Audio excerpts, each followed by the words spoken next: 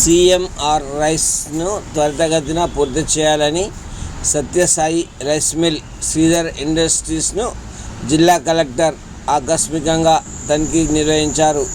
మిల్లర్లందరూ బియ్యం డెలివరీ యాసంగి రబీ 2022-23 ధాన్యం వెనువెంటనే అప్పగించుట, వానాకాలం ధాన్యం బియ్యం అప్పగించుట, టెండర్ పూర్తయిన యాసంగి రబీ 2023-23 ధాన్యం వెనువెంటనే అప్పగించాలన్నారు.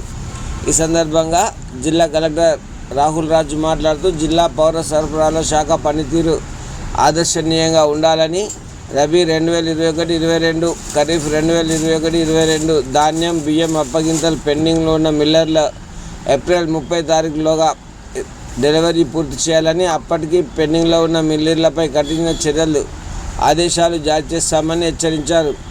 బియ్యం డెలివరీలో జిల్లాను ముందు వరుసలో నిలపాలన్నారు.